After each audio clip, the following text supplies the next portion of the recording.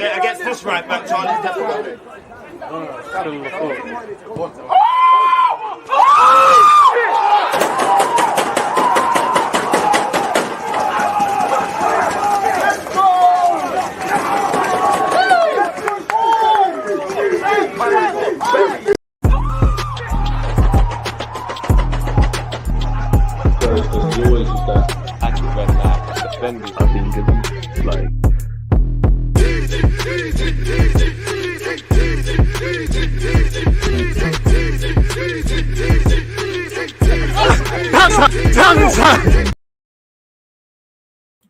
Can you not hear me? Am I live? I think I'm live.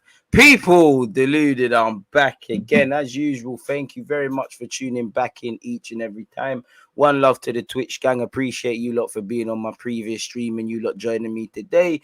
You know, again, YouTube crew, make sure you're following on Twitch. Please, both of you lot on all these platforms, please make sure you're hitting the like button, you're offering your opinions, etc., etc. Now, obviously, it's silly season, it's transfer season. We don't know what's going to happen where Arsenal's concerned, but we can talk about it day in, day out. Now, again, Gabriel Jesus, Tielemans, this, that, the third, left side, centre half, all of these things. We're going to get into it in just a second, people. I think I've got all the articles ready. Obviously, let's have a quick browse through once again and see that we haven't missed out anything as well. What else has been going on here? Let's see what other headlines there are. Don't want to miss out anything, do you? And I hope everyone is doing well and safe, people. I hope everyone's in a good situation and whatnot. What's this? See, this is why. What's this? All right. Charles Watson said 1, 2 things as well. So we're going to have that one there. Oh, mate. Silly season indeed. Silly season indeed. So, yeah, it is what it is, man. What are you lot saying before we carry on, man? You lot make this platform as usual. Good morning, good afternoon, good evening, and, of course, good night. I hope everyone's doing well and safe. I hope everyone's moving that much closer to their goals, hopes, dreams, ambitions, and aspirations. Hope you're overcoming hardship. And, as usual, hope you and your loved ones all have your health. You ain't got health, you're dead in it. So, you could always have better health. So, big up you lot. AM, come on. Twitch ones, come on. Hey, Dark, I don't know if you was there, but you're on the Twitch one, so shout out to you. I don't know if you was there from the start, but yeah, man, come on. I shout my guy Jay as well. Hey, you see you've been on to me about TikTok when I started TikTok as well, you know. Obviously, man, ain't dancing and that, but you get the point. I can't say his name, but that Salaha Becker guy, he's staying in Germany. He's someone that's been on everyone's radar. Left-sided centre half, you know, blonde hair and that, can play ball. Looks decent, innit? But we was informed, I assume you're referring to the Athletic article, was informed that he's staying in Germany. It's a myth, innit? You know, Arteta must be watching my vids because I said I would like a centre half. I'm not really fixated like Arteta on this left-sided centre half thing, you know. Obviously, Ben White, Gabriel, Mr. SALIBA, new centre back to go with Rob Holding, and obviously Tommy Ashley's ability to play over there is kind of calm, really, innit? Like, if we're there, I can't lie. If Eddie Nketiah is our new number 14, I didn't get the thingy. I didn't get the memo because it doesn't say it anymore. Maybe it was a glitch in it. Obviously, I'm not one to get caught up on numbers and that, you know. And if I was Eddie, I mean, what? I'm one of Arsenal's top goal scorers in the league. The manager's been gassing me to stay. I've scored a hat trick for this club. He's living the movie that I would like to live. If he gets number 14, he's living the movie, and my ego would be even more inflated. But like number 14. I mean, who else is there to take the number 14? I thought Martinelli would get it. He's got number 11. Obviously, the two Lem boys don't play in that position, but they've done what they're doing, so it makes sense. It's sad for me to hear right back isn't a priority, but then again, if we go and loan out Tavares, bring in the left back, Tomiyasu and Ben White's ability to play right back, I can get behind it. I don't know for Mr. Suarez though.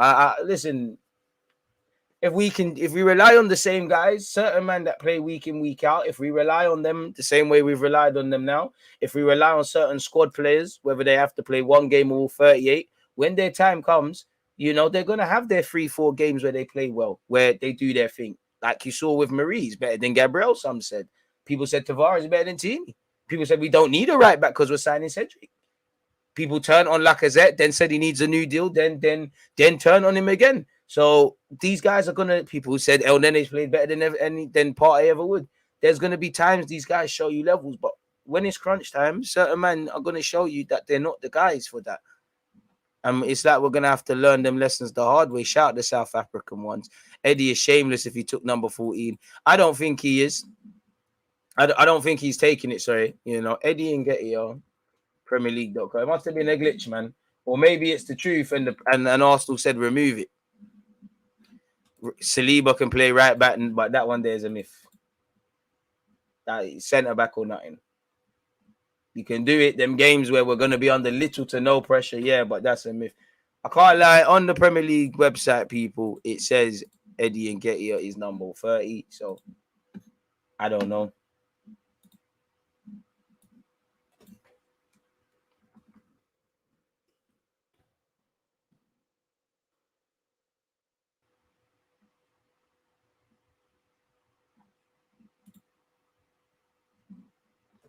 Oh, that must have been one, yeah, man. Like you see, there's that there in it.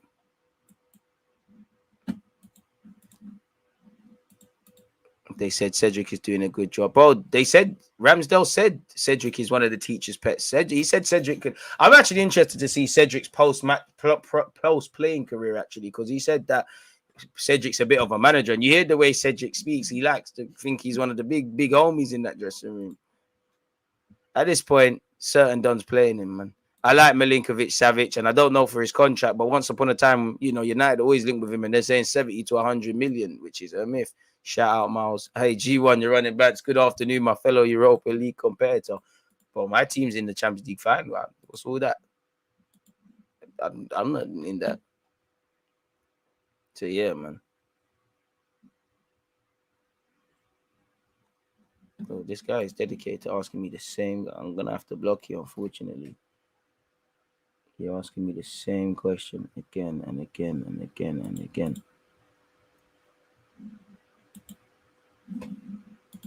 Told you to stop spamming. It's unfortunate, man.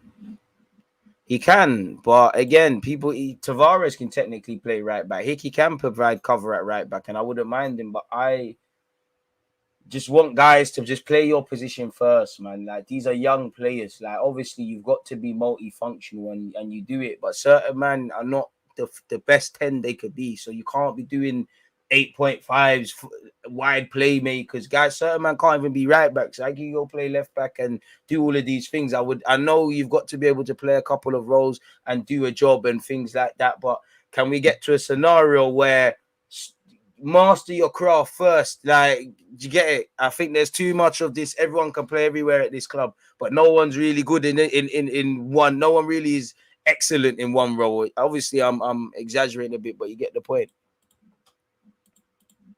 Cedric, I thought I was deleted. But again, that's what our club does. But half of these guys that leave the club, you never get the vibe Marie was neat. Like, we know Marie's not good enough. You get the vibe Marie left because you wanted to play football. Half of these duns, it don't feel like we're trying to move them on by the obvious. Shout out to South Africans if I haven't made that clear as well, man. So yeah, man, it is what it is in that regards, man. So yeah, where is it? Where was I gonna start? Actually lost my trail of thought. We'll get into it. Wouldn't mind Tielemans, but for me, him and Odegaard is pretty weak physically. We spoke about this on Twitch. Tielemans, I'm taking him because obviously the first thing I would say with what we're doing, you need to know how you're taking him to the next level. Of course, we can waffle about his strengths. Great on the ball, good passing range, very cultured. He's a Belgium international, been playing in the Premier League for a number of years, been wanted by bigger clubs for a number of years. Someone that's been wanted by bigger clubs since the age of 16, 17. That's why you're a Premier League footballer. That's why we're linked with you. But we're not going to sign too many players that are the finished article, or is Tielemans one of the best in the league? Probably not top 10, not top 5, but you get what I mean. So he kind of does it. But is he one of the top midfielders in world football? No. How could he get there? How could he get close to that? There's no point telling me about his strengths. His strengths are the reason he's here. Physically, obviously, if you play him and Xhaka, they're going to struggle physically in terms of mobility. They might be very good on the ball when you're dominating possession. The minute you've lost the ball, that's dead. Defensively, he's going to struggle. He's given away 4 penalties this season. You know, he's given the ball away against PSV and Leicester that have proven costly. You know, things that we waffle about that we hate about Xhaka or don't want Xhaka to have, he has exactly that. And cool, that's Tielemans, in it. At 25, he's not the finished article. How are you going to get that out of him? Because our project is for young players. We need some guys that go against that grain, but no one's going to arrive the finished article. If we sign Gabriel Jesus, he's not got a strong CV for goals, work rate, all that sort of stuff. That's great. How are you going to take him to the next level? Half the guys we're linked with, you know, I don't want to know why they're brought to the club. Are you going to be able to make Gabriel Jesus 15, 20 league goal striker, man? Can Tielemans obviously get it, improve the obvious? And obviously, you look half around the squad. Ramsdale, Ben White, Tavares, Saka, Smith Rowe, who have been improving under Arteta. Can they keep going? This is the first thing. Physically, they will struggle, you know, and to mix in the cocktail of defensive mistakes, you know, I don't know if he'll play Xhaka and Tielemans together. It lacks physicality. Again, is he going to play 4-3-3? Is he going to play Tielemans on his ones? Is he, you know, in like a slightly more advanced role? Is he going to play Partey and Tielemans? Is it going to be Xhaka, Partey and Tielemans? What does that mean for Odegaard? You know, is Tielemans going to play on the left or the right? If he plays on the right, that means Odegaard has to stop hugging that right-hand side and can do a bit more going forward and whatnot. So we'll have to see, man. Arsenal have no elite players, need to develop a couple, bring them in. Spurs have Son and Kane. Son had to get there one day. Kane obviously weren't there overnight. City have Kevin De Bruyne and Bernardo. Liverpool have Salah and Mane. I'd say, I hear you, but I'd say right now we just need some competent players who I know what I'm going to get for 10 games, really and truly. We're not going to be able to bring that in. So what you need to do is kind of develop that in-house. And I would say you'd have to look at probably Odegaard and assuming Gabriel Jesus as starters, really and truly. We ain't going to have multi facilitate players. We have to buy players which cover strengths in how you want to play and have the system to cover their deficiencies. Exactly. And obviously we're a naive-minded defensive team. Tielemans is quite naive. He does the exact things that Arsenal fans cry about Xhaka. Tielemans does that, you know. So I'm taking Tielemans, but an issue would be physicality. We need to improve the physicality, the tenacity. I would say just learning to think and beyond the obvious at this football club, really and truly. We'll probably move Cedric on next year, but left back needs to be addressed more. But I would do both. True, you know, Cedric is contracted until 2024, so I don't know if anyone's trying to get him gone, really.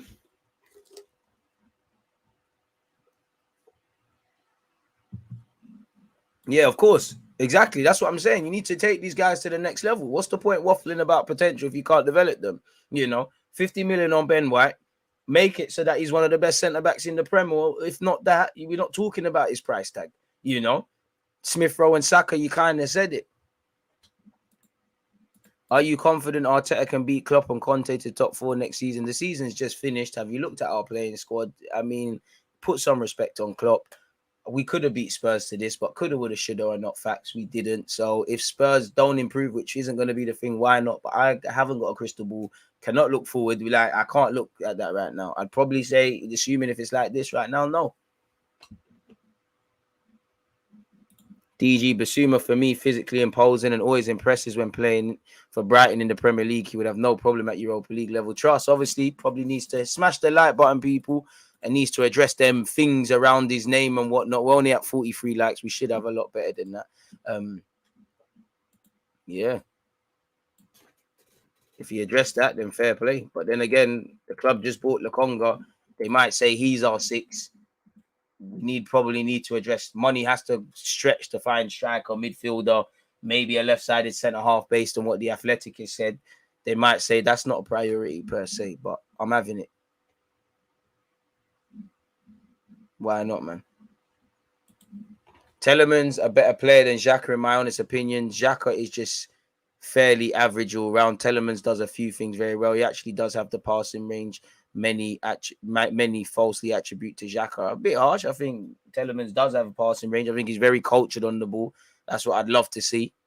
But I think you're underselling Xhaka and overselling Tielemans slightly there. But would I rather Tielemans in this team than Xhaka? Of course.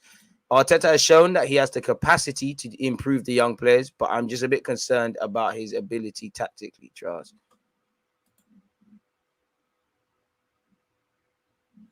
Spot on it with your analysis of Tielemans as well, by the way. Appreciate that.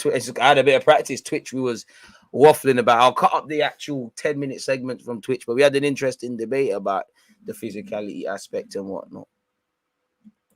I know you're big into the youth DG. Any young Gs you could see making the first team playing squad next season? I don't know. Listen, that's a question you're gonna have to ask with Arteta. You know, obviously at Hayland and London Coley, the goal is always to develop players to the first team. So I hope so. And you've seen a number of them called up onto the bench. Not too many, if any, have played first team football. So that might tell you where Arteta's priorities are at or where the opportunities are at. But yeah, I don't know, man. You know, you'd have to ask someone more informed, man. I wish I could answer. I don't have a clue. From what I've seen of this Adam Hlozek guy, he looks quite decent. He makes good runs off the ball. You know, seems like he knows when to drop deep and mixes it up. Not really the most physically imposing. Scores a decent variety of goals. Don't know much about him, but from what I've seen, he looks quite decent. Really. Could do a lot worse. He, 19 development player? Could do a lot worse, man. DG, in the end, keeping holding over SALIBA became even more disastrous than initially thought. Just a virtue of the North London derby, diabolical, gross mismanagement, possible addition to his sackable offence list. It might be, but Holding was a hero against West Ham. And, you know, for SALIBA, the problem is whether he gets an opportunity at Arsenal or not. It's Jesus and Hlozek, broski. But I don't really agree with that. I think that's forcing it, really. Holding was a hero against West Ham. Could we ask the question, why is Holding in the team? You know, why does Arteta put trust in certain players with Cedric, Holding, El Nene, Xhaka, and various players that are not bad players, but when it's crunch time, they mess up. But Holding's barely played, you know. It was always going to be the two young guys as a centre-back. Holding was always going to be a sideman. Saliba's got an overdose of football and has become a better player. So I think we're forcing it really and truly. I do think you could separately ask questions of what Arteta is doing or done to Saliba and likewise with Holding. But yeah, the way you pull it in relation to keeping Holding specifically over Saliba, yeah, it's forcing it really and truly. Victor Osimhen's agents flew in for talks with Arsenal last week. The Nigerian striker is high up on Arsenal's target list this summer. Who said that? Because we've heard that before. But bare chattings. Are you gonna get, if you're chatting to, well, you know what? Let's chill out, man. But listen, if you're in a club and you see a pretty young lady and you're talking and you're making small talk, are you gonna get the number or not? Have you got a man? Can I get your number? Things have to happen, or it's not going anywhere past that conversation.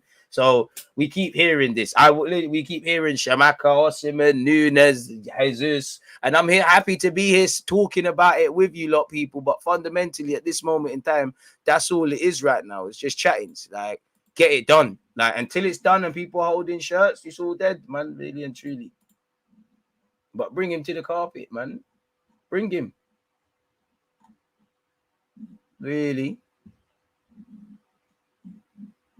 Crazy. Where's Mr. Charles Watts?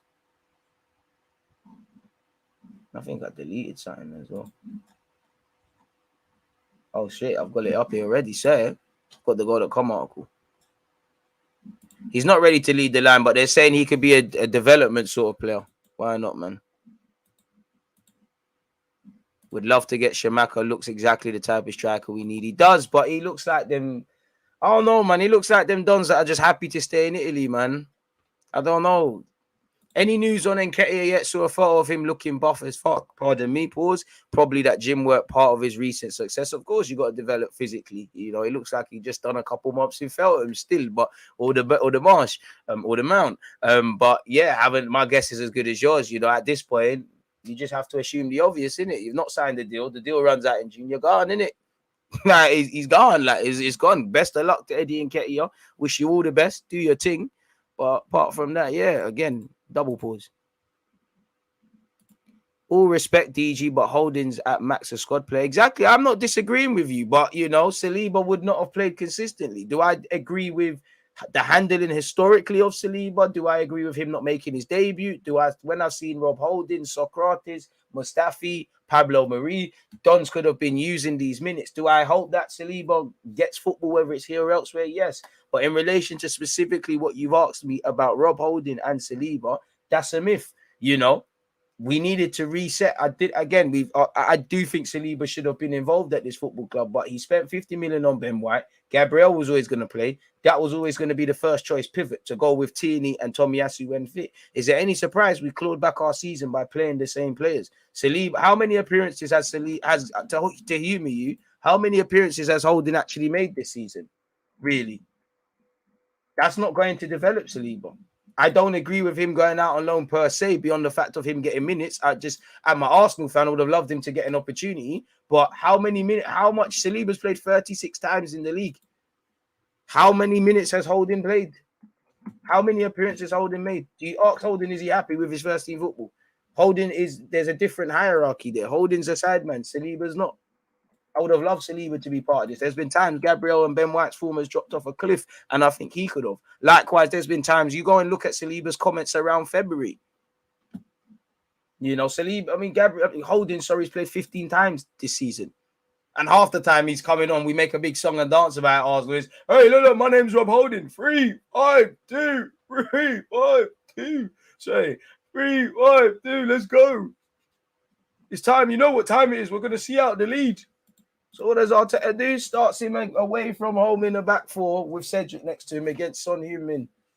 The joke's right themselves. He's made 21 appearances in total, 15 appearances in the league, attributed to 840 minutes. Rob, do you want this for Saliba? Because this ain't getting him in the French team. Now, I hope Saliba gets an opportunity next season. As I said, I'm at where I'm at.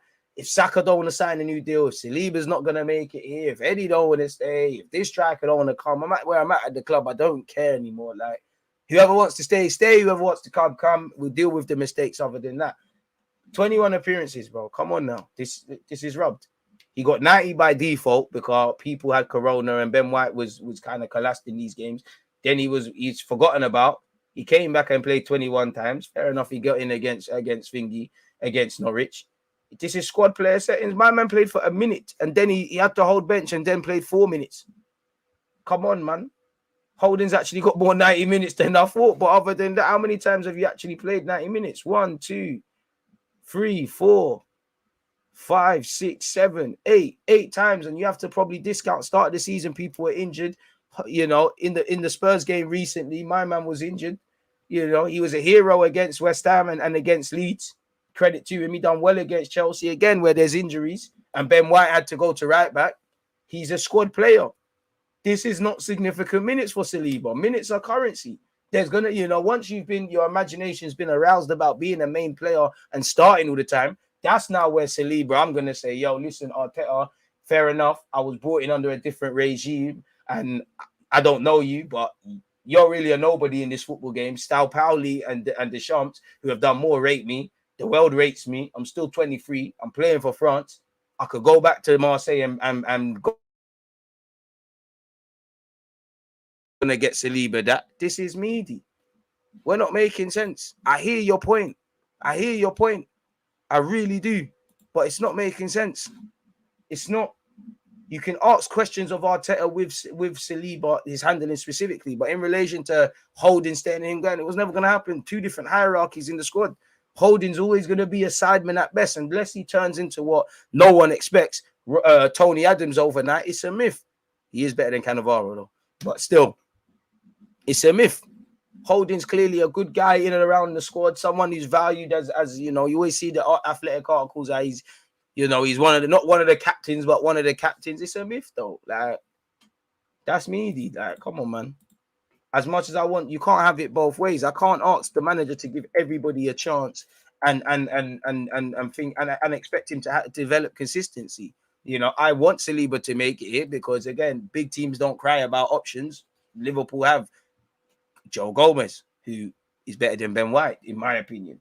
Konate, got the world ahead of him. Saliba's actually ahead of him in the France lineup, despite the fact of Konate is playing and developing at Liverpool. Difficult playing ahead of an informed Matip, and Van Dijk is Van Dijk, of course. But they've got him. I've just explained Van Dijk and Matip. They could even force it. Fabinho could do a job there if they had a crisis, really. And even with half of these options, well, apart from Konate, did Liverpool not have an injury crisis 2 seasons ago or something ago? So I hope Saliba is brought into this plan and can finesse a role for himself. But if I'm Saliba and there's any iffy moments from Arteta, all right, cool, I'm fucking off. I'm going and playing elsewhere. I would have loved to have made it here. You've all seen the pictures of me in an Arsenal shirt as a little kid. Arsenal made a big song and dance about my signing. It is what it is. Tielemans thoughts, Saliba thoughts, transfer thoughts. Big up you lot tuned in, people. Make sure you're smashing that like button. There's on YouTube, there is 290 of you, but only 86 likes. Come on, you lot are violating. Fix that up immediately, people. Twitch gang, you're always doing amazing, mate. So yeah, man, let me scroll the way up, man. We went off on a tangent there. We're gonna get into the transfer stuff in a second, people. Napoli gonna ask a fortune for Osimhen, of course. With a short turnaround before the season starts, we need to get the bulk of players in and out before the pre-season.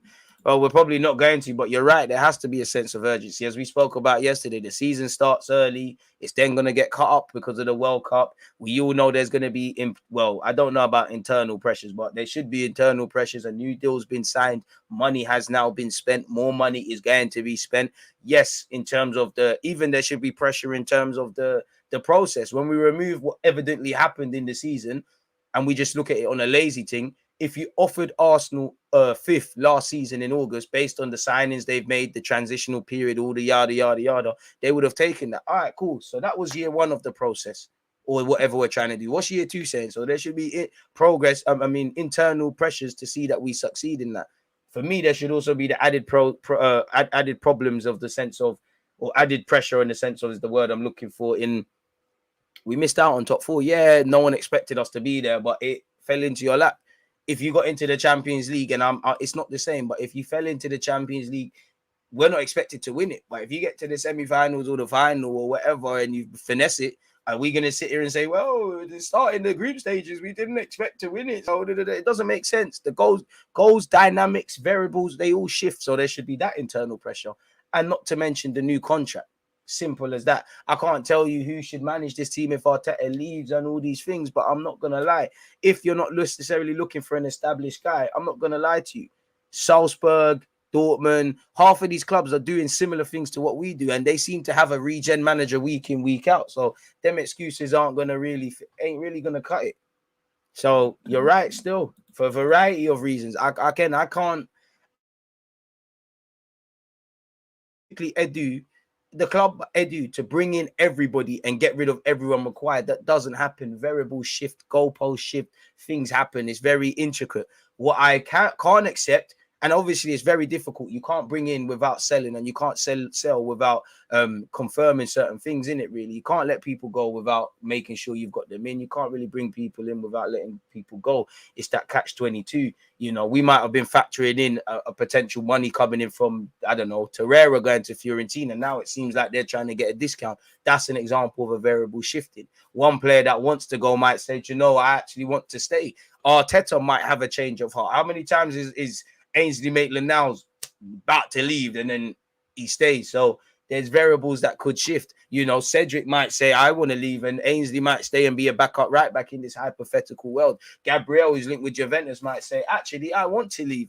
That shifts the goalpost. So I'm not expecting you to do everything, but you need to do something specifically. You know, for me, if you don't get a backup left back, if you don't sign a centre mid, if you don't get a striker as a starting point, and I would actually times the striker and specifically midfield by two additions, then we need to ask questions in it, really. There should be pressure on everyone. Like, it should be pressure on everyone. Because last season but we did not get top four, not because of the Kroenkes and all of that stuff. Decisions that Arteta and Edu made or didn't make is why. You know, it was all self-inflicted last season. The players, the manager, you know, and the technical director. And I just feel, by all means, if you want to do this inexperienced manager thing, do what you're doing. To have an inexperienced technical director is a dangerous territory, in my humble opinion, to be in, really and truly. That's just me, though, really. 107 likes. Can we move towards 200 with the 300 of you that are here, man? So, yeah, it is where it is. I don't know, David. You're right. You're right. Still, I don't know how two centre mids, post-Arsenal centre mids, one both playing under Wenger, one an invincible, one to go with the Arsenal and Wenger stuff, you know, come through La Masia, being coached around Pep Guardiola or been part of his coaching. I don't understand how we bet on this midfield.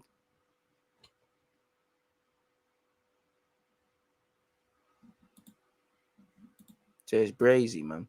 Would you loan out Balogun again? Yeah, man. You're not gonna play enough. Like the occasional Europa League game against Dundalk and that, where we're gonna finesse them anyways 9 times out of 10. Such is life. Then karma might get me. That's not gonna develop. I think personally, Balogun should stay at Middlesbrough. Really, you only had half a season. The manager needs the manager wanted you when he was at Sheffield. Wilder.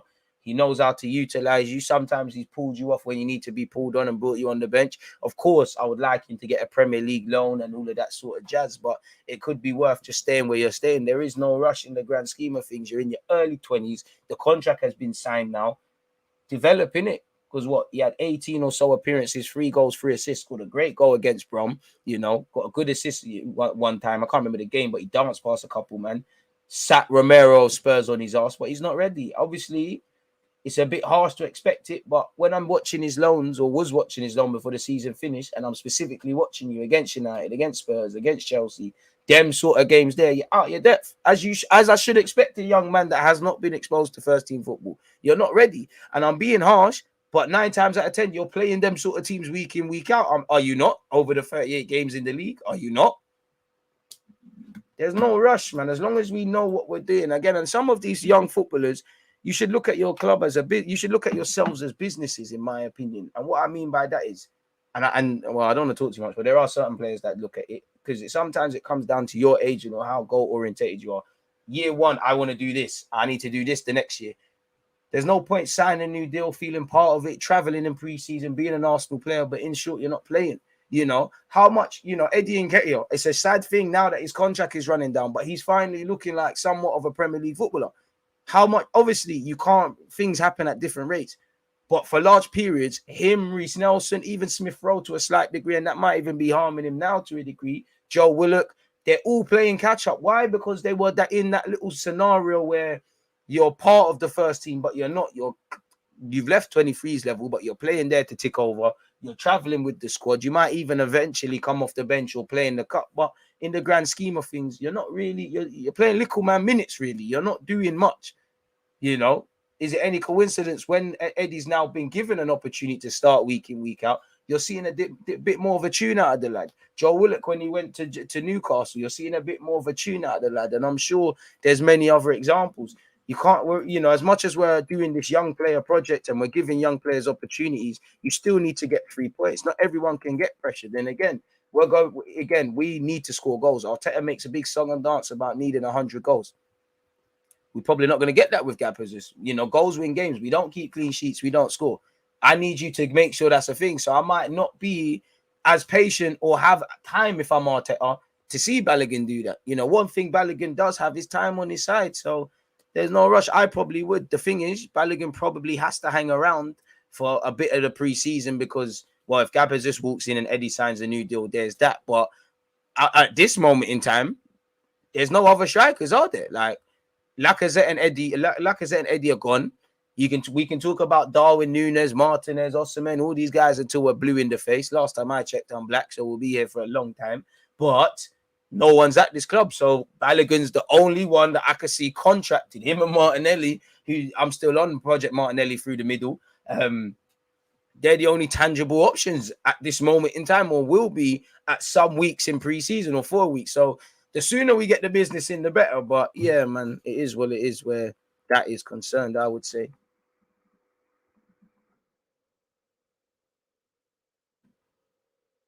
Smash the like button, folks. Every like button helps us closer to 50k. One love, Twitch gang. Make sure you're following on Twitch journey towards 10,000 there. It's still alive and kicking. And as usual, very appreciative of your support throughout this season. And obviously today, folks, and any other day.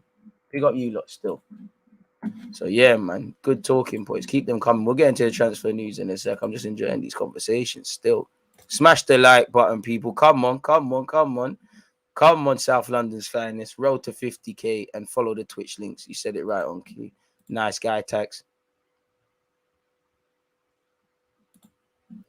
Don't think Arteta is looking to sell the players he kept in Jan because the more going out means the more we got to bring in, and we need a lot lately. He was meant to go in Jan. you know, you're going to have to sell Ainsley Maitland-Niles, or he's walking for free. I know the season was a disappointing for us, but let's have some fun. DG Nation end of season awards, Arsenal categories: best player, most improved player, best goal, best performance. I'd have to think about all of these things. I can't. I think you're talking about the chat. I can't do that right now. I'd have to really sit down and think. Exactly, and look at Saliba's minutes. Come on, bro. Like, you can't argue with that. Do I think Arteta rates Saliba? Personally, I don't. I want to be wrong. Do I think he wants to sell him? Personally, I think he's more committed to the fixation of Gabriel being the left-footed guy.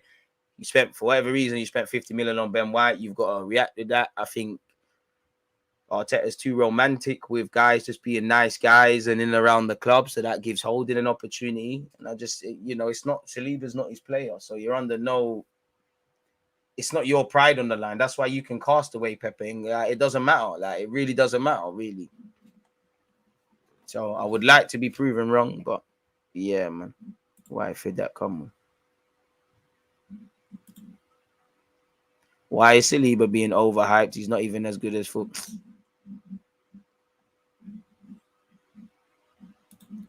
Do you think Europa League makes a great difference in getting the right players? I do think it's over. It's over exaggerated in a sense, but it does put. Let's be honest, Champions League, the highest honor anyone would want to play in it, so it does boost your chances. Are Arsenal really frugal with their money? Would you say, given Willian, Chelsea, despite all of what he did for Chelsea, you know, they said no for 2-year deal, so we gave him 3. Getting Marie for 14 million in total, then casting him off, proving costly. 52 million on Lacazette, 72 million on Pepe, 50 million on Ben White. Not saying he's a flop or whatever. I'm just saying, oh, is this frugal? This doesn't seem like frugal to me. Fair enough, though.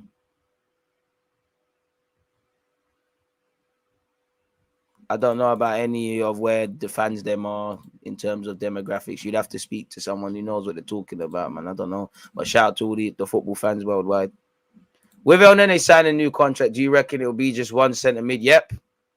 Unless Xhaka moves on, yep. 100%. 100%. 100%.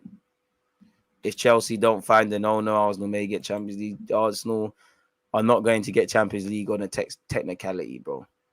Like, is that the new angle? If in case I thought relying on Norwich with the shittest home form against Son chasing the Golden Boot and Antonio Conte wasn't low enough, man are doing that. I saw that yesterday on Twitter. Man are doing that. Oh, Chelsea might get taken out of the champs.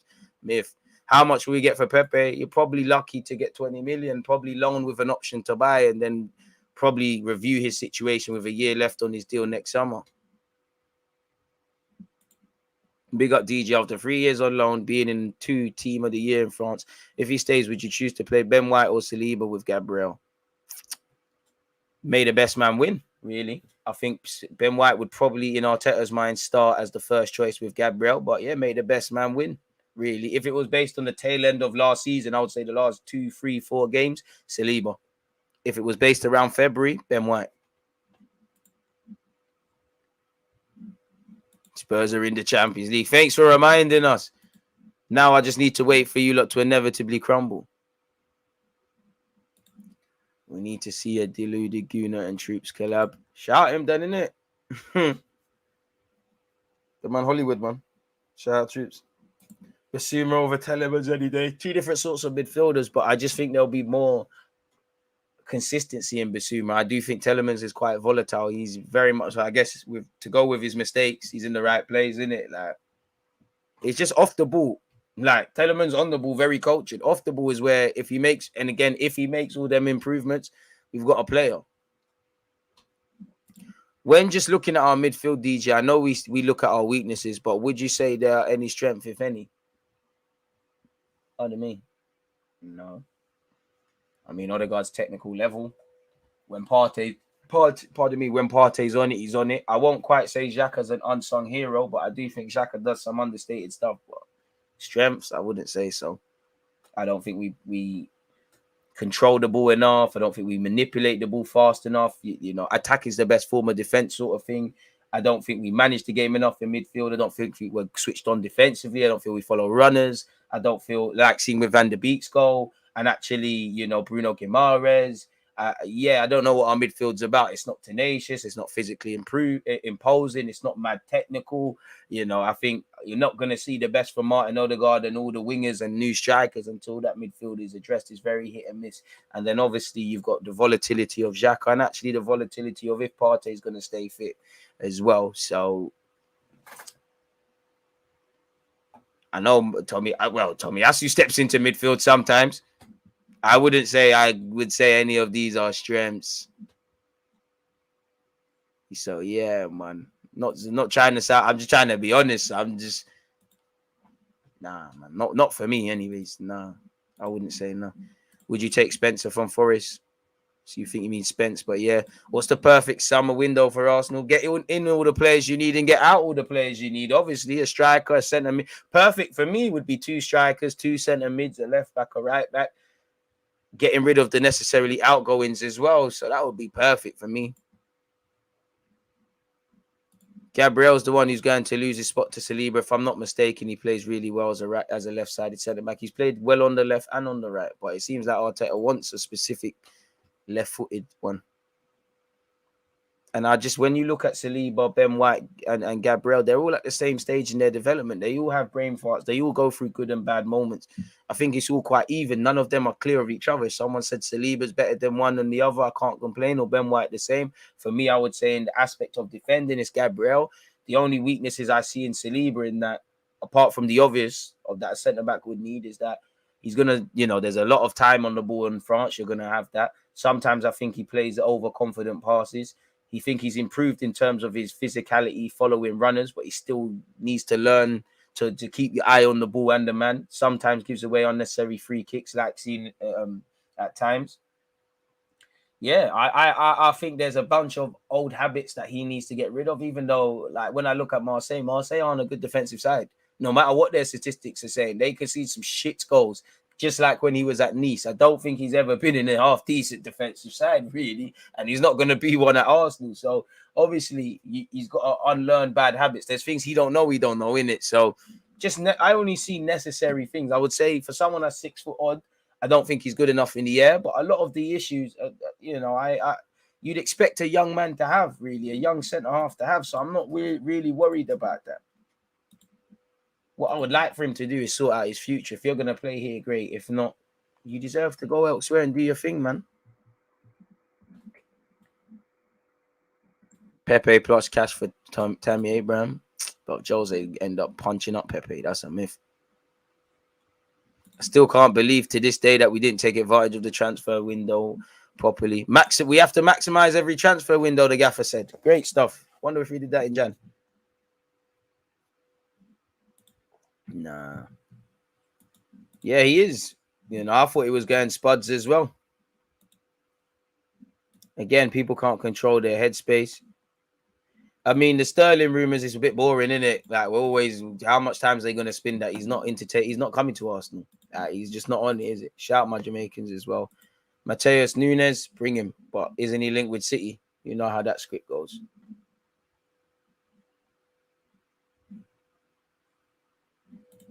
Next season always hard, man. You deserve a holiday, deluded. Finger do you wonders, man. Hey, it wouldn't. I come back with a lovely tan. Why not, man? Why not? I do still. What, you still got to have them COVID passports? Or do I need to buy one? Do I need to get one? It is what it is. Shout out to you. Let's look at the transfer window rumors for today, though, man.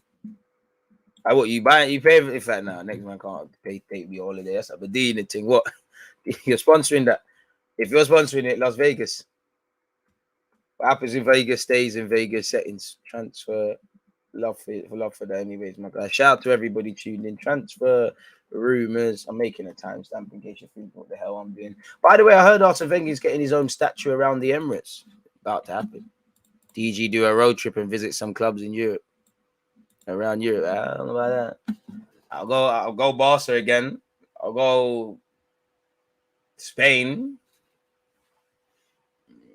some Italian clubs and it's stopping there. Man said around Europe, I ain't touching Eastern Europe, not being touched.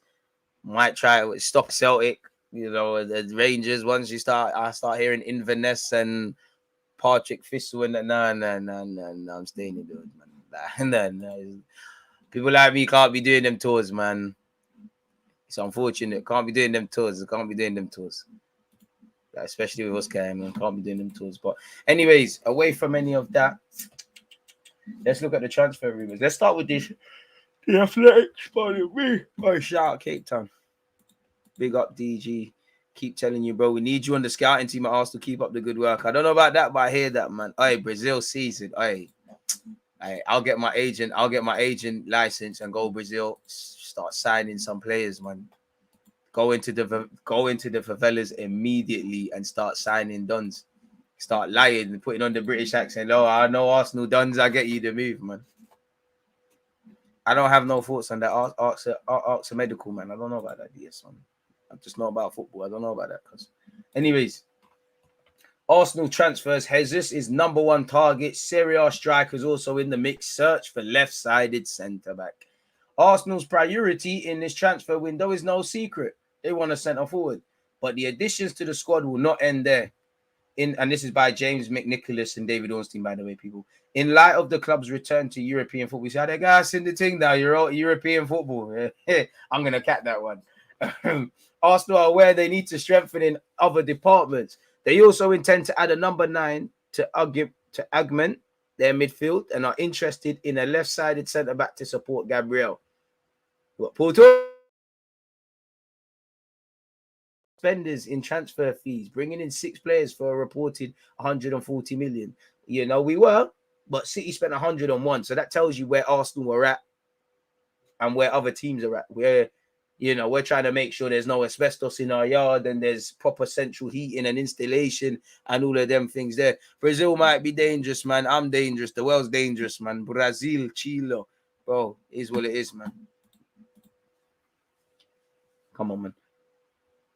Arsenal. I mean, you can't go in life fear of people, man. You know, it is what it is. But anyways, away from that nonsense. This summer, the strategy is different. Arsenal hope to add a smaller number of players, but lift the quality of the squad substantially.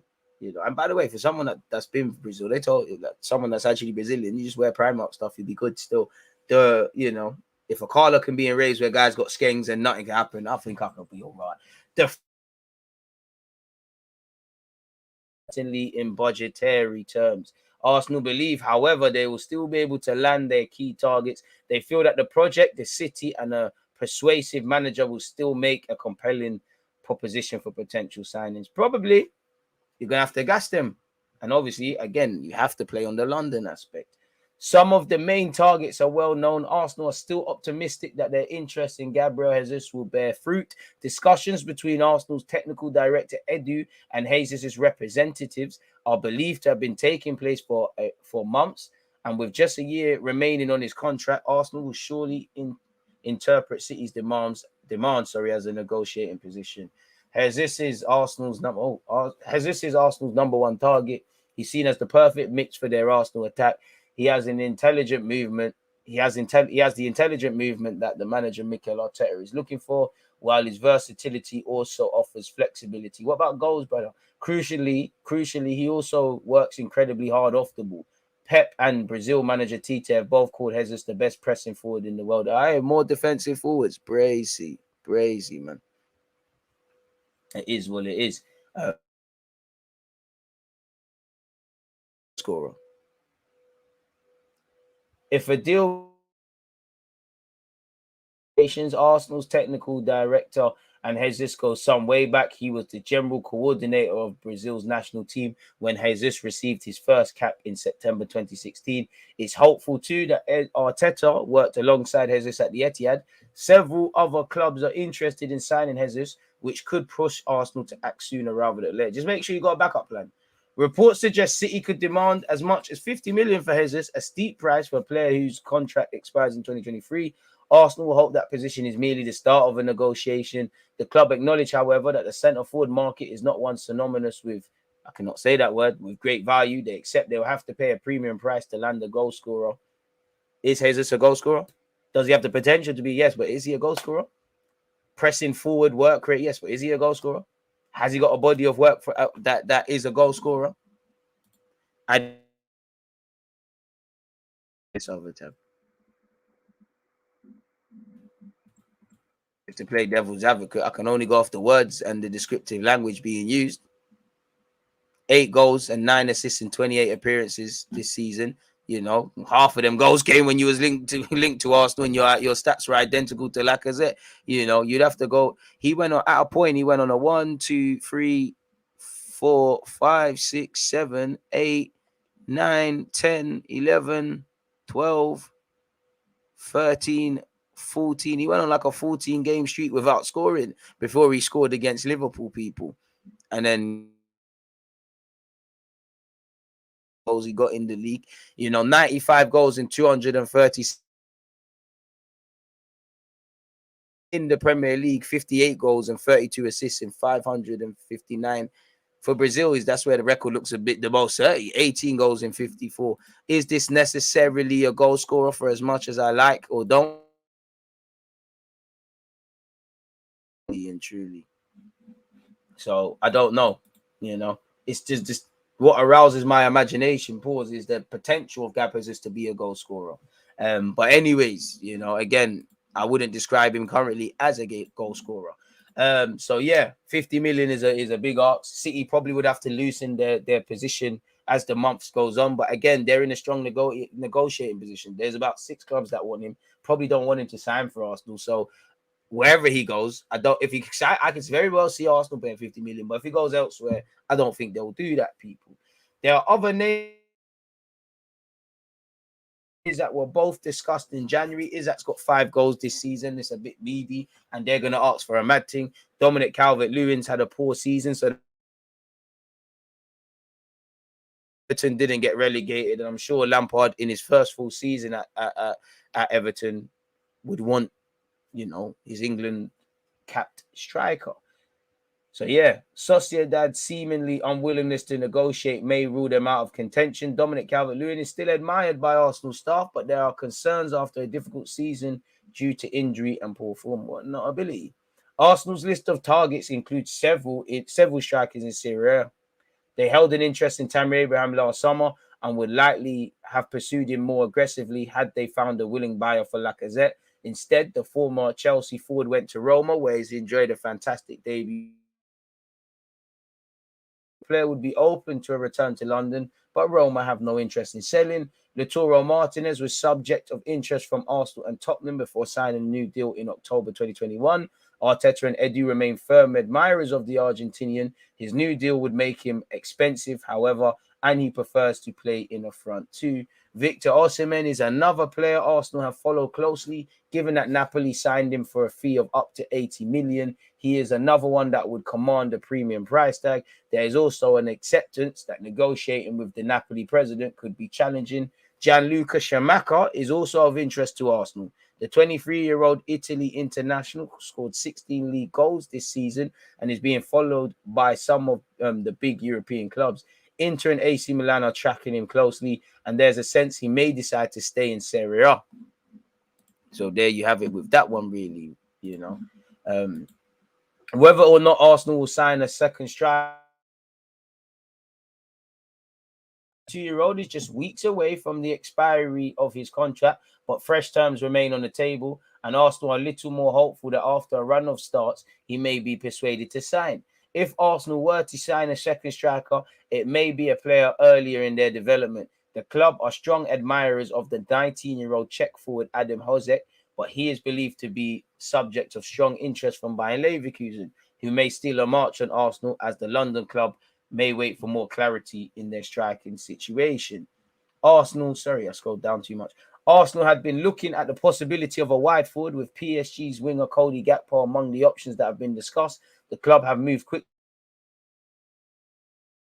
Paulo, the youngster, has already flown into London to undergo medical tests and sign the necessary paperwork.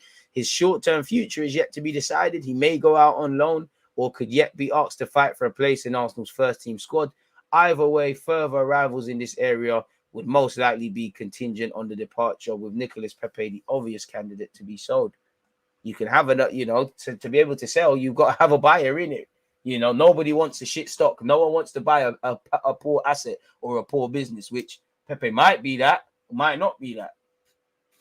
There's been a suggestion Arsenal want to recruit homegrown players. While that was true last summer, the homegrown quota is now in a healthy position, and Arsenal under no pressure to buy British. Their experiences of 2021's transfer window, particularly the smooth adaptations of Ben White, Aaron Ramsdale, and Odegaard. Would you say smooth? Players with Premier League experience, what makes players like Jesus, Calvert-Lewin, and Abraham so intriguing. The same is true in midfield, where Leicester City's Yuri Tielemans ranks high among Arsenal's targets. Like Jesus, he has a year left on his contract. Arsenal hope these situations can be exploited to their benefit and would ideally like to pay in the region of 25 million. Pardon me. Preliminary talks have taken place between Edu and the players' reps, and although multiple clubs are interested in the Belgium international, Arsenal hope he can be persuaded to swap the Midlands for London. Ruben Neves is another Premier League midfielder Arsenal admire, but they are conscious that after a stellar season, his price tag may have also doubled since last summer. Arsenal fans were scouring the media for weeks for news of a new striker for weeks in January, but the club were also simultaneously pursuing a centre-back. Arteta wanted to add left-sided German international Nico Schlotterbeck to replace Marie, who we spoke about already. Arsenal advised his preference was to remain in Germany, and weeks ago it was revealed he signed for Borussia Dortmund. Arsenal will still be in the market for a left-sided centre-back should an appropriate opportunity arrive. It will be interesting to see if William Saliba joins Arsenal's stable of defenders next season. As of yet, no clear plans have been communicated to the Frenchman or his reps. Dependent on players leaving the club. At left back, Arsenal admire Bologna's Aaron Hickey, but as of yet, there has been no formal bid. On the opposite flank, the club still have Cedric under contract for a further 2 years and are pleased with the job he has done as Tomiyasu's understudy.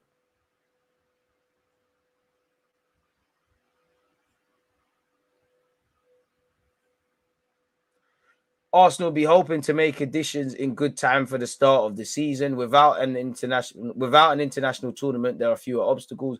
Moving quickly could be vital if they are to avoid the same difficulties they experienced at the beginning of 2021-22. So make of that what you will.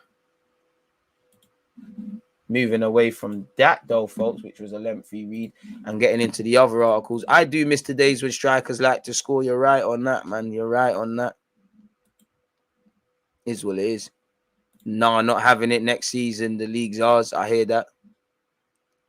Fair enough. Fair enough. I don't know about that. Swap El Nene. Yeah, man. What's his record for Brazil? I just said it. DG, does it really make sense taking in these transfer rumors, seeing the players are on holiday and most likely don't make decisions in more July? I know content still has to be made. I mean, signings have happened already, you know. It's just what else are we able to speak about? You know, you can still deal with transfers. You don't think people are on the beach right now dotting I's and crossing T's, and when they return to their countries, it is what it is. I want to know, does it really, what else are we meant to talk about? What else are we meant to do? You know, it makes sense. Football is always going. You know, we've seen the bulk of where we've heard the bulk of the paperwork or talks have been done with Gabriel Jesus and Tielemans across the course of the season. Last time I checked, you know, Haaland was on holiday. He signed for City.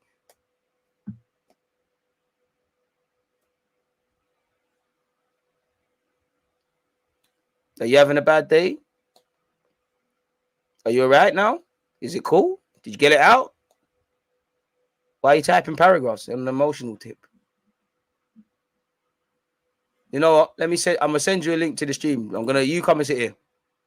Come and sit here. You know, some players are gonna be on holiday, some players are not. Some players are more pressed to sort out their futures or not. But fundamentally, as I said, we're just gonna be speaking about it. So please let me know. We as Arsenal fans are sometimes delusional. We know the reality, but still expect a unicorn. You gotta speak for yourself. Someone like, what are we trying to say? DG, I said 5th is where we're going to finish. Where do you think we'll finish in the Europa League? If you're not winning the competition, it's a myth. Like, to be honest with you, I don't care. Well, if Arsenal are not in the final as a minimum, it's irrelevant. If you don't win it, it's a myth. There's no point being in it. Like, I would have had less expectations on Arteta in the Champions League because there's a bigger gulf in quality. Nothing to do with that. I just want to know, like, you know, we've got fucking, you know, we're about to listen to what Charles Watson said, but we got fucking Ian Parker Campbell who knows everything about transfers here. So again, he must know something we don't, you know, really. Sit here and tell us who we're signing. What you saying? Mbappe's coming. Shut the fuck up, mate. Arsenal eye Osimhen transfer as they continue Gab Jesus talks. The Gunners are looking to bring in 2 forwards this summer with Alexander Lacazette, and Eddie Nketiah expected to leave. Arsenal have held talks over a move for Napoli striker Victor Osimhen as they continue their attempts to line Gab Jesus from City. Again, we know the obvious, you know, we know, as it said here, improving the striking department comes to the productivity of our strikers and obviously our ability to score goals. The Napoli striker is a player high up on Arsenal's transfer list this summer. Goal has learned that Osimhen's agent flew into London last week for meetings with Arsenal's technical director Edu to discuss a potential transfer. Careful, someone in the group chat said that people are not dealing with their futures. Ian, come on now, you know. You could never hop on this. You're not levels, but anyways, you know, Ian. I just to humor you, you know, people on holiday. That's last week. Like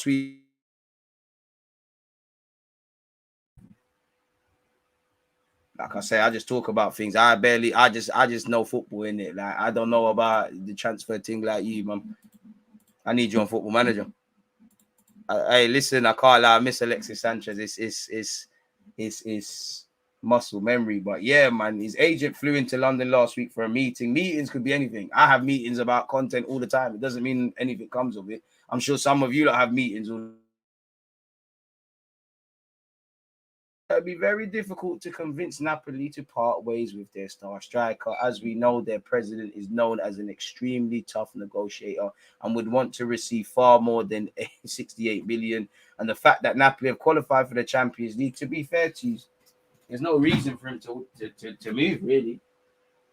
If I'm sorry, people just need to charge my phone. There's no reason for him to want to move. I mean, where Osimhen's concerned, you just got to put the money down or allow it in it, really and truly, you know. And again, with Gab Jesus, this has just reiterated that Arsenal have held talks with his reps for weeks as they look to strike an early deal for the Brazilian. His reps are now in England to hold talks with City. He has a year left on his deal. You know, he's open to a move, even though we didn't get Champions League, and much like what we heard with Tielemans, he's still down for it. We're yet to table a bid, so that tells you, for all the talk about stuff, we're dotting I's and crossing T's. We're yet to table a bid yet, people. So we're going to have to see what's going on there. I can't lie. This article is basically just reiterating the majority of the stuff from The Athletic, really, where Tammy Abraham, Dominic Calvert-Lewin and Osimhen's concerned.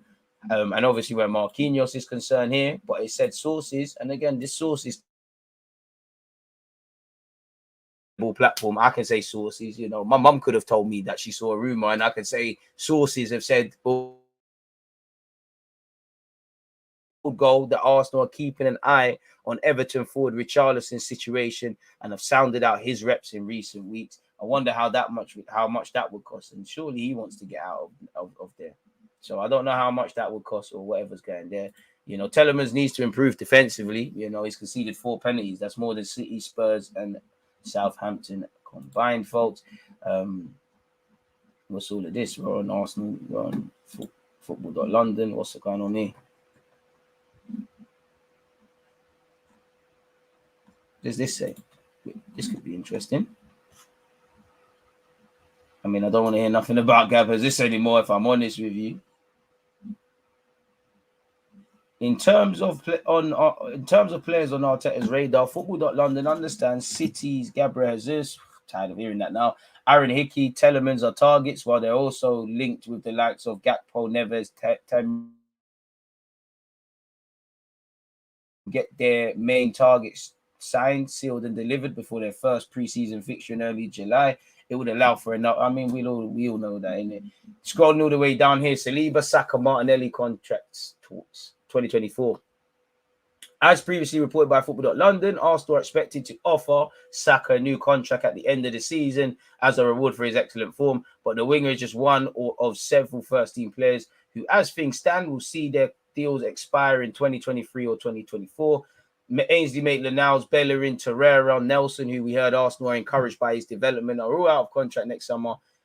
So Arteta and Eddie will have to make a decision. I mean, to be honest with you, I would say with the exception of Nelson, and you could even throw him in there, a miracle happens, they're gone in it, really. So, yeah, it is what it is, people. And obviously, where the 2024 contracts are concerned, you know, you've got Cedric Suarez, Xhaka, Marie, Pepe, Runnison, Arthur Akonku, William Saliba, Holding, and Gabriel Martinelli, with the club holding the option to trigger 1-year extensions on the latter pair. So these two are basically until 2025. Need to go.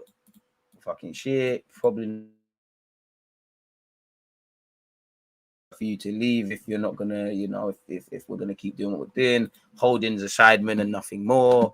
It is what it is because they've got the bloody club in their pocket, and likewise, man. So yeah, it is what it is. It is what it is where that's concerned. So yeah, the next 2 years are quite vital, people. As for Saliba and Martinelli in particular, have the potential to be key players for the club. There's an incentive for Director of Football Operations, Richard Garlick, whose main role entails negotiating contracts with both existing and new players to press ahead with talks in order to secure their long-term future. Very different, you know, from what the article had actually said in it, people. So yeah, that's that bit of clickbait from them, as you'd expect. We've already covered that. Obviously, I'm not signed up to the Telegraph, but we've all heard Mikel Arteta is pushing Arsenal to make a bid, you know, for Yuri Tielemans of 25 million, and he's contracted for a year. We've been knowing that already. Tielemans has change of heart as Arsenal push for 25 million summer transfer. Yuri Tielemans may have played his last game for Leicester. He's being linked with us, people. Scrolling all the way down. Tielemans and his reps are now open to the prospect of playing in that competition where Europa League is concerned, people. So yeah, it is what it is. Let's hope Arteta is able to persuade him and whatnot. I mean, I don't know. You'd have to Google that. I don't work for Arsenal or Amazon. I don't know for anything they're bringing out. Like, and here we go with the Sun. This article actually got me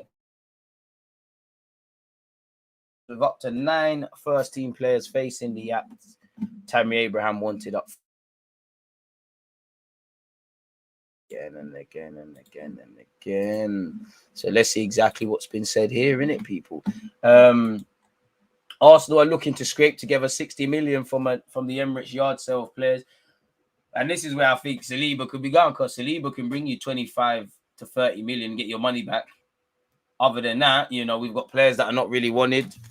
You know, Edu's not much of a hustler, and you've got contracts running out. So where's this 60 million coming from? I mean, if I do the maths, you might be able to, but the club are ready to spend as much as 150 million this summer to upgrade Mikel Arteta's squad for a return to European football. But they want to offset some of that outlay by selling several surplus players at knockdown prices.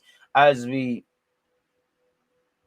know, Guendouzi and Mavropanos are gone. The club are now trying to negotiate cut price deals for Hector Bellerin, Torreira, Leno, Maitland-Niles, and Pablo Mari.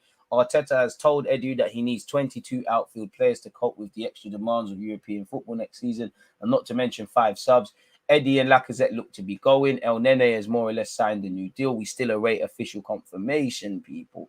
That figure could be boosted by the return of Saliba and possibly Reece Nelson from their current loan deals. Arteta is ready to allow promising youngsters such as Patino, Aziz, and Amari the chance to cut their teeth. I mean, I'm pretty much certain 2 of those 3 names there will go out on loan. But he still, and I don't know anything, I'm just a fan, that's just my educated opinion. But he still wants to make 4 further top quality signings this summer as he looks for 2 strikers, a centre mid, and possibly another fullback. I mean, the Athletic said a centre back, so who knows? We know what about Tammy Abraham, Yuri Tielemans, and Gabriel Jesus. So yeah, man. And Arteta said, when you look at what we have on the pitch now and what we had 10 or 20 years ago, you can see where this club has to go.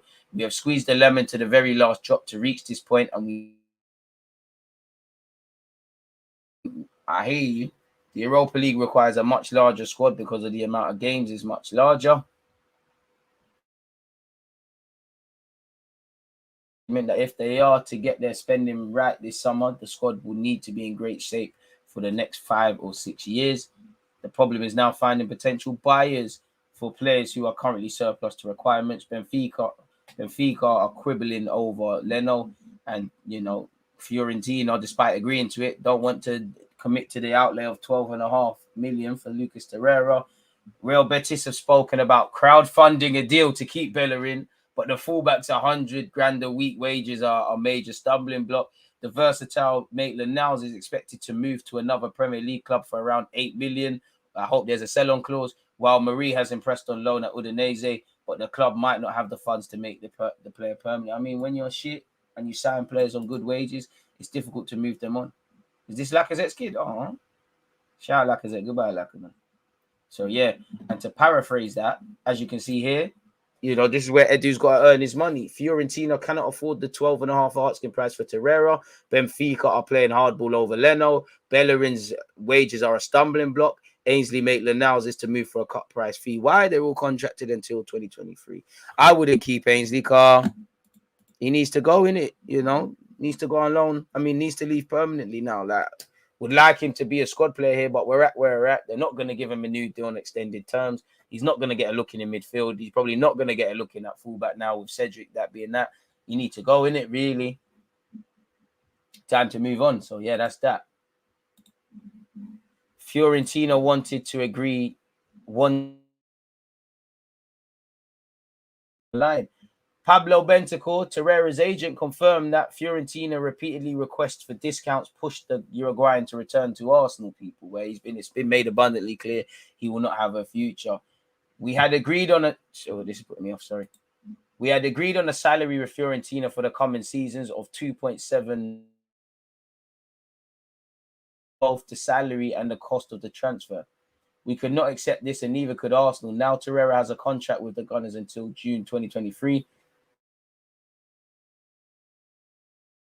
Lucas loves the city of Florence. He's very disappointed. There's little to add. Disappointed for the behavior of the club, obviously not for the footballing experience or the city. I repeat, he had fallen in love with Florence. Boy, and it's been made abundantly clear, allegedly, he's got no future at Arsenal. The club told him that. So yeah, it's a myth for that, really. Lucas Torreira is set to return. So he'll return for a couple of weeks and then probably be moved on, really. They tried to lie to them people, The basic problem is that Lucas earned a higher salary at Arsenal than he took in Florence. When we agreed on the 1.5 million euro loan, 1.2 million quid on loan with Arsenal last summer, I got from the English club the possibility that Fiorentina would not pay that money if Lucas had played at least 25 games. With this option, we have set the right of redemption at 50 million, 12.6 people, payable in. We had an agreement on the engagement with Fiorentina for the coming seasons of 2.5 million net a year. Fiorentina, however, now want to lower both the salary and the cost of the transfer. We couldn't accept this, and I think it means this, and Arsenal didn't accept it either.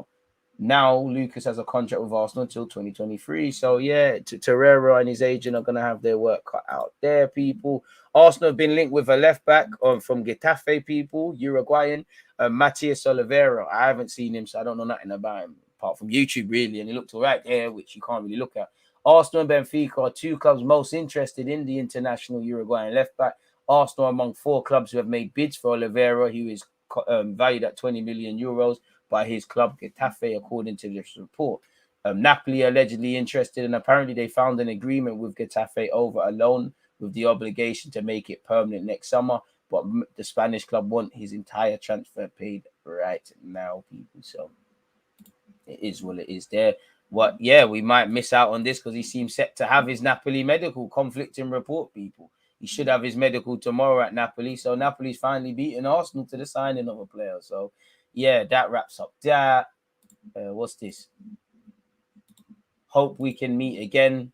100 K per week wage demands preventing Arsenal staff from sealing transfer. Obviously, Bellerin did that emotional exit from Betis. I hope you can do that as well. He's set to hold talks with Arsenal regarding his future, but it's a myth for a minute, people. He's done an emotional farewell. To be fair to Bellerin, I don't give a flying monkeys. You know, it shouldn't be farewell. It should just be goodbye for now. Go and get your agent and Arsenal to do what they're doing. So Edu's going to have his work cut out this summer. And this is the territory that you're in. But yeah, that's that where the transfers are concerned, people. Should I spin the block? Knowing us. Smith Rowe's been left out of the England squad, probably due to his injuries and form's not quite been there. But Saka, Ben White, and Aaron Ramsdale have been called up. Bowen better be in there. Apparently, oh Lord, we're not done actually. We're not done. Well, I was gonna go and look at the England squad still, but I mean, I might actually sign up. You know, I might actually sign up to the Telegraph, people. Just for you lot. Just for you lot.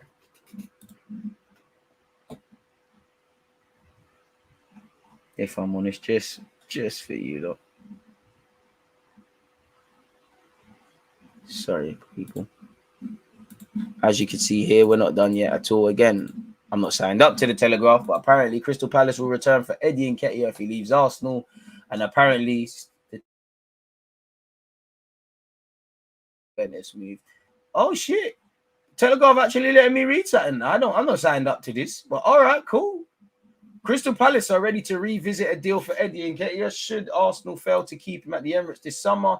His contract has run down and can move without a fee, but we will be entitled to compensation. Palace are among the clubs waiting in the wings if he becomes a free agent. They attempted to sign him last summer, but could not finalize a deal and did sign Eduard. Vieira this week spoke about bringing in players to improve the team. Obviously, Eddie Nketiah's position at Arsenal had been uncertain after no agreement on an extension was made during the season. Despite Arteta's numerous attempts to convince him to sign a new deal, he finished the season strongly with 5 goals in 7 games. And I think, well, for me, that's when your season really started, isn't it? You know, you played a long time before that, but yeah.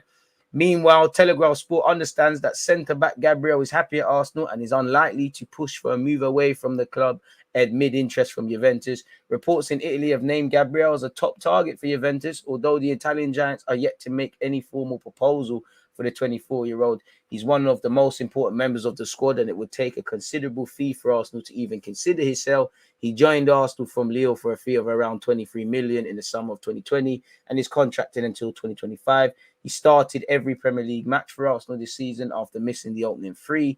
Arteta's side conceded 9 goals without him. He's also bagged 5 goals more this season in the league. He's our 5th goal scorer, has more than Lacazette. He's recently become a father and has understood to feel settled in London, where he's part of a strong Portuguese-speaking contingent, along with Cedric, Nuno, Gabriel Martinelli. Arsenal were interested in signing Juventus midfielder Arthur Melo in January, and the Brazilian could be offered as part of a move for Gabriel, although Arsenal's priority in midfield is now Yuri Tielemans. Arsenal are hoping to strengthen the Brazilian section of their dressing room with the signing of Gabriel Jesus from Manchester City. Spurs are also showing an interest, although sources in Brazil rate Arsenal as the more likely destination if a fee can be agreed between the two clubs. Also, don't forget young Marquinhos, who we don't know if he's going to go on loan, be a squad player or whatever, has signed for us as well. So, yeah, that's that, people, really. So, yeah, man, I think with that is the end of the transfer speculation and news and all of those sort of things, people. Can we get to 200 likes? We're at 177 people. We must be able to. Let's change that to what's that? 1940. All that. And that's that, man. What are you lot saying? Because I'm missing bare stuff. Can't lie, DG, you plugged me on Calvin Ramsey. Man went straight into the 11. Decent player. Liverpool look to be getting him. Would love Vic at the Emirates, but I can't see us playing 90 million. You're sounding all Brexit. Your man said they're doing the Mars celebrations too much.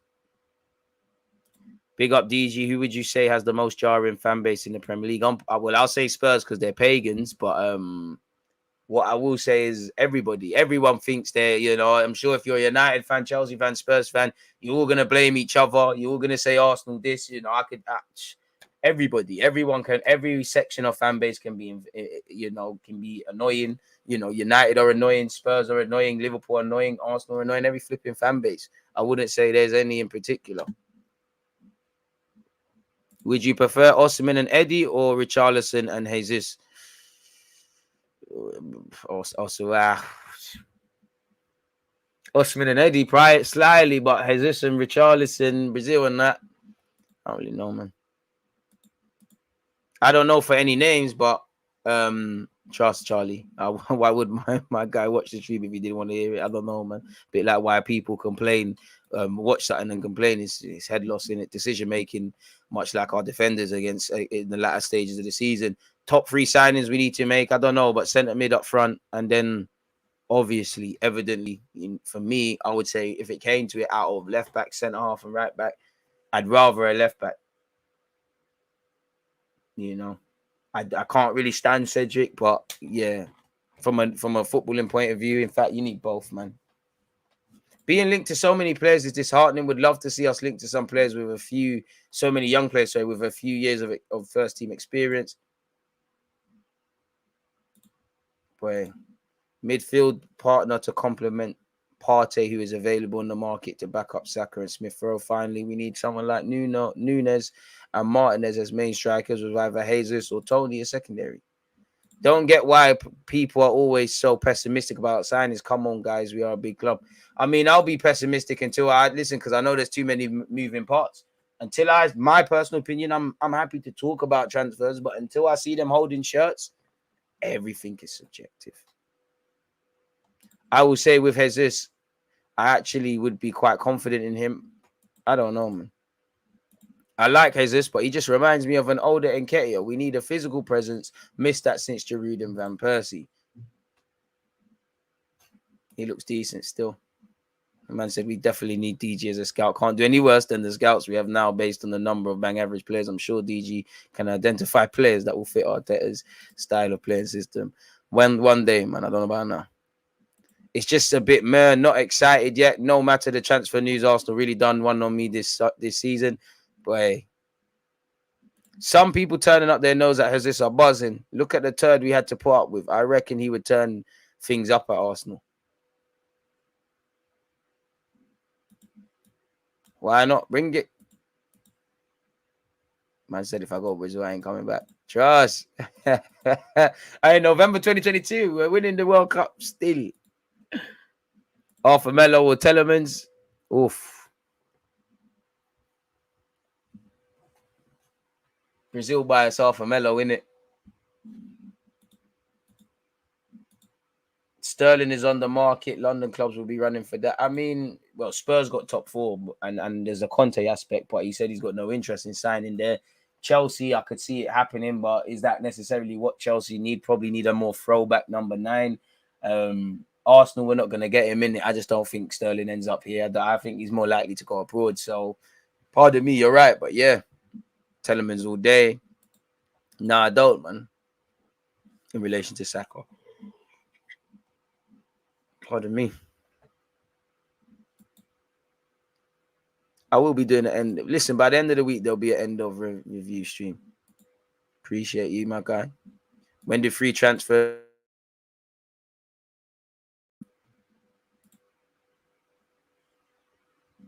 Arsenal are not signing anything. Players will, however, go out on loan. Laka gets a new short-term contract. You're wrong, because we've already signed Marquinhos in it, so it can only get better from there. Just covered that. When does the window open? It's technically open now, but does it not technically officially open in July? Hickey's lit. Torreira can't catch a break. Trust, and we can't catch a break.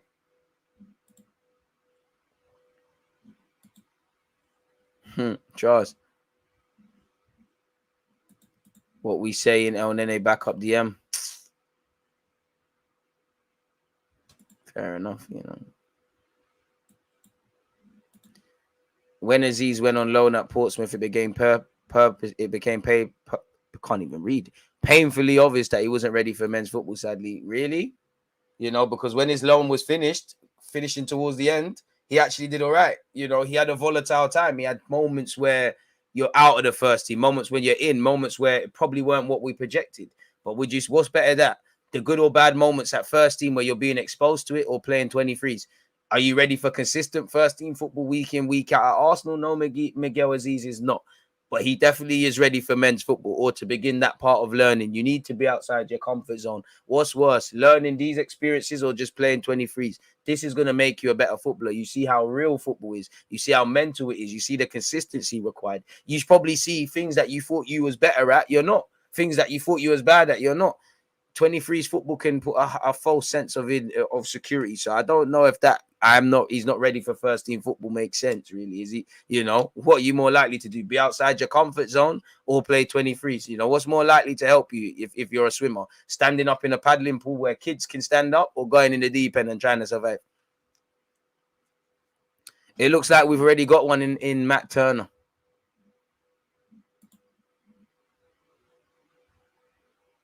60 million. Where'd you get that from? Maybe in terms of hustling, but yeah. Don't know where you drew that one. I'm okay with semi-final in Europa if we are securing the top 4 in the meet. Nope. Sorry. You need to be targeting you know, if that happens, then fair play. But nope, sorry. You need to get to the final or win the competition, and you need to qualify for the top 4. Now, obviously, things happen in the season. You can save face by doing either or, but there's the semi-finals of the Europa League is not acceptable. Like, we've been getting there. You know, that's the minimum you need to be doing. Like, the minimum is the final, really. Thoughts on Tarkowski at the carpet? Safe, man. Seems like the DRB links have gone dead, my guy. Do you think Smith Rowe should start left wing? It's an option that I'm not against. To be honest, the club should slap 50 million plus Pepe. You have to assume Pepe wants to go to Italy. Exactly. Some need to be for the squad, but people think it's just from that to that. You can't. People underestimate the physical demands, the mental demands, the level of consistency. But if you go on loan to League One or the Championship, bro, you're playing bare times a week, you know.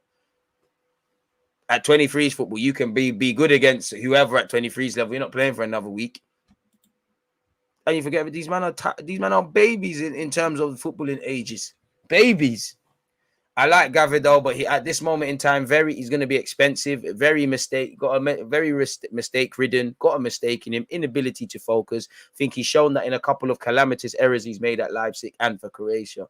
But he does have potential. How far he goes, I don't know.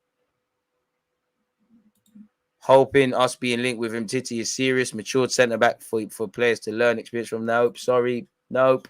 You bring Titi in, that's going to be, you know, it's going to be the same shit with Willian, Aubameyang and Ozil. It's not going to help us. The man can't stay fit. Going to cost a shitload of money. You know, you've just spent 50 million on Ben White. Where does that leave you? You know, I know he's probably more likely to be competition / a replacement for Gabriel, but yeah, it doesn't. It's a name. It's a name. And to be honest, Titi has not been a footballer for a number of years now. And when you factor in the injuries, fuck that, lad. That's all a myth. They've tried to sell the man for years and no one's taking him. Contracted until 2026. Shout at him, though. Another 4 years on your deal at 28. Shout him, Titi. And he's made one appearance this year, playing 90 minutes.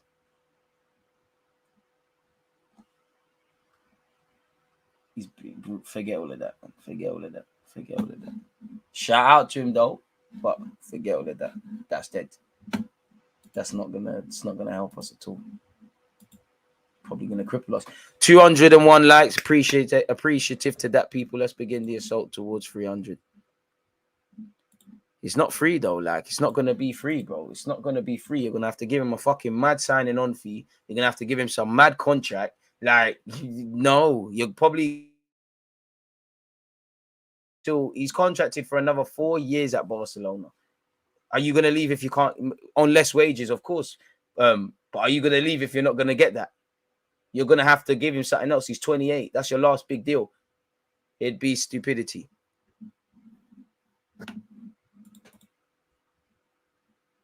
Just a defensive coach. Indeed, he's still a thing. It's still a thing for you lot. Crazy. The thing I hate most is living in Australia, is getting up in the middle of the night to watch us lose to Southampton. Crazy. Crazy. The Titi one, but Danny, it's not helping us, cuz trust me, it won't help us. I hear you. The profile in theory, but not him. It's not gonna bang. Should have bought them sort of dons when he was at Lyon and he was scoring at White Hart Lane, and that one there is gone, man.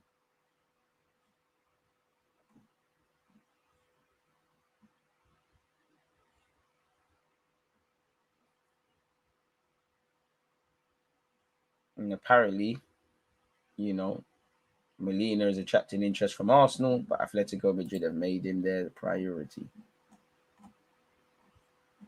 Fair enough.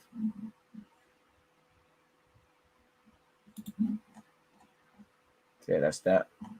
City want Calvin Phillips. Crazy.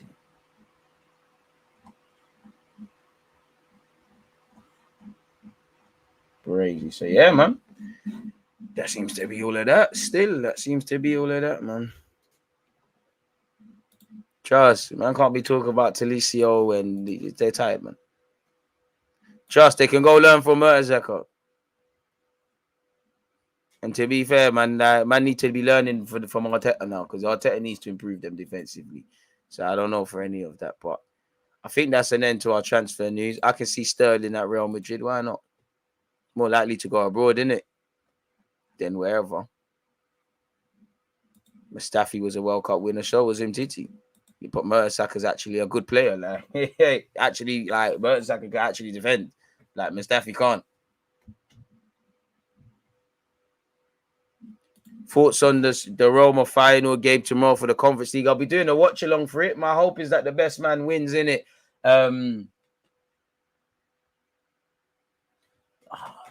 You kind of want them both to win, innit? Ainsley Maitland-Niles or Reece Nelson. Someone's got you. I mean, you'd back Roma in it. Like, it's probably gonna anything can happen. Final do have some talented players and whatnot, but it's probably a step too far. And Jose Mourinho, he said it the other day. He was like, what did he say?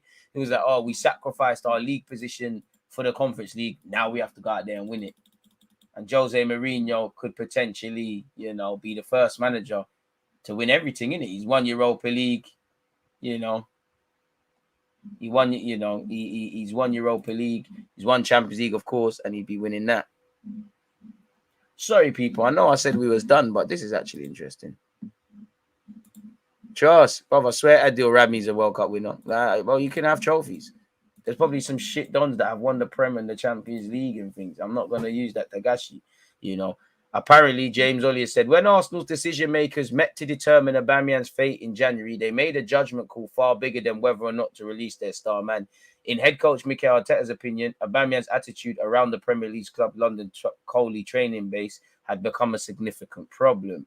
Aubameyang's he retired from Gabon duties last week, has always had a reputation for bending rules, turning up a few minutes late for team meeting here, missing a squad-wide pre-match COVID test there, but the combination of his consistent goal return and infectious personality always kept him on the right side of every coaching staff he has played under. That was until he was guilty of one indiscretion too many. Sources insist there was no big bust-up or one particular breach of the rules, but the catalyst for Aubameyang's departure to Barca was that Arteta felt his behaviour was threatening the culture reset he intended on delivering. I mean, this is nothing new. The gamble was that by jetsoning a player with 92 goals in 163 matches for the club, albeit one in midst of a goal-scoring slump, Arsenal knew they were weakening a young group not flush with goal-scoring options. Sources have repeatedly told ESPN throughout the season that Arsenal's expectations in 21-22 was to return to European football and push for the Champions League next year. That's why. This is in part because of the scale of the rebuild taking place, featuring a ruthless call of once bloated squad paying peripheral or troublesome players to leave while shipping others out on loan. Yet by the end of January, Champions League football was within their grasp, and so Aubameyang's situation asked a larger, more external, I can't even say that word. They asked the question of Arsenal, isn't it? What's more important, the overall long-term rebuild or short-term unanticipated push for Champions League qualification? Both, man. Because both, it helps with the rebuild. It helps for, just because you got Champions League this year, don't mean you're going to get it, and it doesn't need to be a push for 2023. You know, why can't we just admit that, okay, if Aubameyang wasn't behaving himself, we nipped that in the bud, but we can't also ask questions of, we weaken the team, We did not have a plan to mitigate against it. You know, we found a situation that somewhat benefited Arsenal, Arteta, and Aubameyang. We were scoring goals without him, which we're not doing now or didn't do. Why are we trying to? We did save wages. Why are we trying to big up one and belittle the other? It's this sort of dishonest journalism that pisses me off, because there's every logic, as I just said, with moving it on. But we need to ask questions. This sort of stuff around his attitude. When he signed a new deal, Arteta, being a methodical man, had to have considered this. So as much as Aubameyang might have been this, something has to have happened, because Leopards don't, he hasn't changed. Like, why this is dishonest journalism. Yes, Conte and Costa had it. This is the dishonest. This is dishonesty, in my opinion.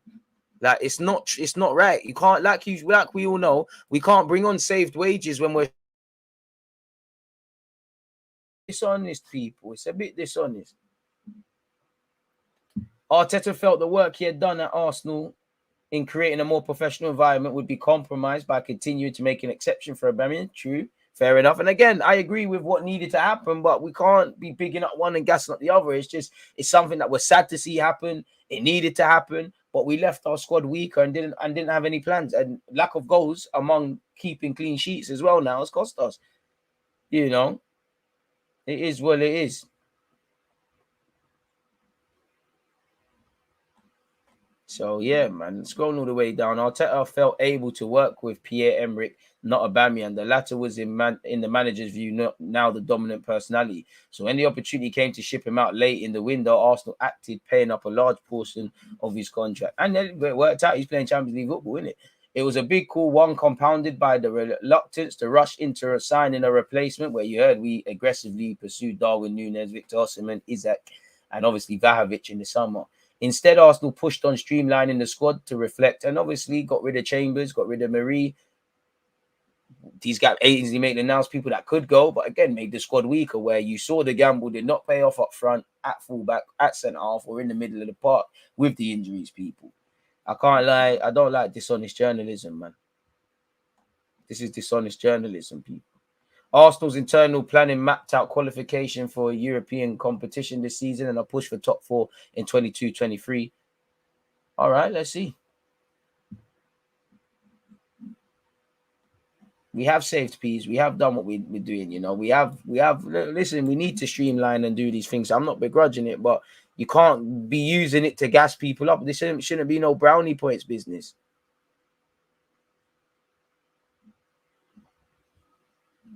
And we all know Pepe signed for us because we were doing the Bright House payments. So this is just a lot of tosh, man.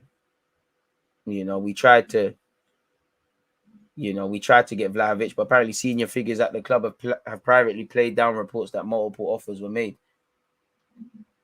Sources have told ESPN that the Gunners had a bad feeling about the deal early on, as the 21-year-old's reps took several days or often longer to reply to initial inquiries as Arsenal explored what a deal could potentially look like. And obviously he eventually went to Juventus. And look what other clubs did as well in the summer. So yeah, that was a big dishonest thing, man. Charles, you know what? And that's why I hate the media at times, because articles like that are not honest, because they know that if I do that lying thing, Arsenal are going to keep letting me talk about them and probably use me as a little agent to filter things in, which is jarring, man.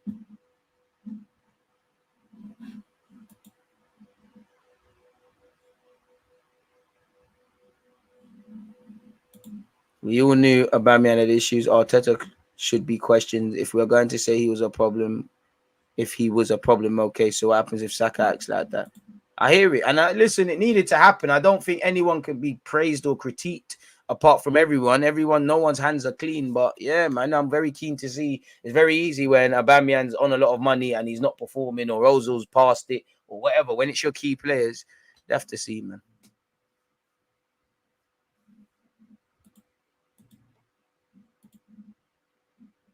We'll have to see, man.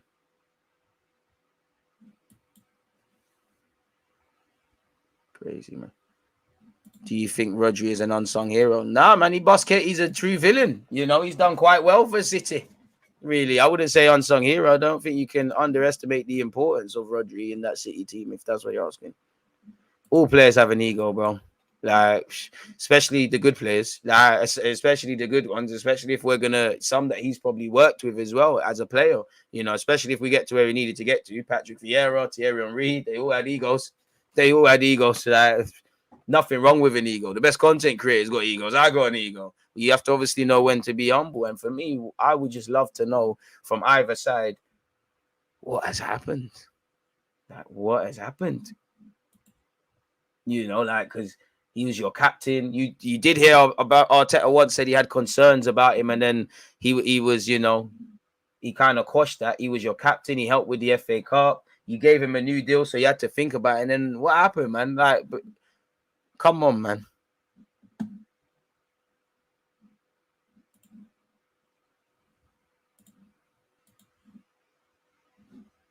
So yeah, man. With that, it is what it is, man. On that note, what more can I say? People, hit the like button. We've considered everything. We've gone through that BS article. We've spoken about transfer news. We've spoken about general opinions. So yeah, man, check out the other bits and pieces of content that came out. I released a bunch of videos today. I'm going to go eat lunch, man. Peace out. There's